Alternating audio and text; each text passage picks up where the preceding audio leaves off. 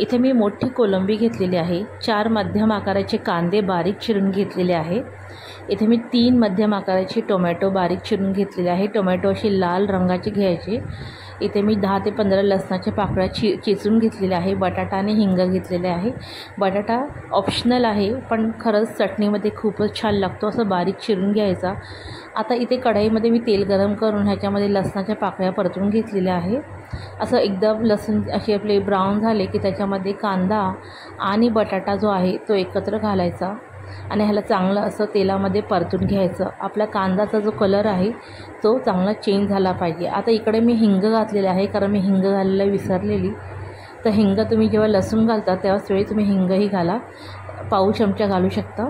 आता आपल्या कांद्याचा कलर जो आहे हे चांगलाच चेंज झालेला आहे। याच वेळी तुम्ही टोमॅटो ॲड करून घ्या आणि टोमॅटो आणि असं कांदा आहे ह्याला 2 ते 3 मिनटं असं परतून घ्या तेलामध्ये।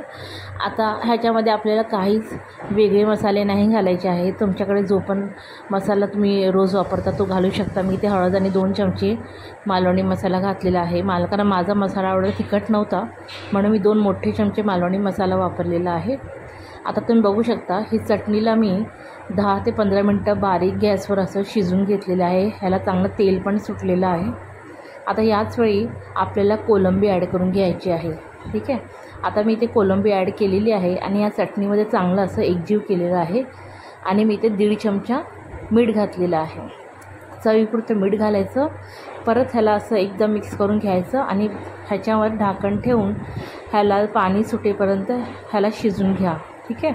आता तुम्ही बघू शकता चटणीला चांगलंच पाणी सुटलेलं आहे। ह्याच्यामध्ये काही पाणी घालायची आपल्याला गरज लागत नाही, कारण कोलंबीमध्ये पहिलंच पाणी असतं टोमॅटो आणि कोलंबीमध्ये, तर त्याचं ती चव असते ती वेगळीच असते। म्हणून आपल्याला चटणीमध्ये कधीच पाणी घालायचं नाही, कारण तुम्ही अशी चटणी कराल तर तुम्ही एकाच्या जागी तुम्ही 2-3 भाकऱ्या खाल।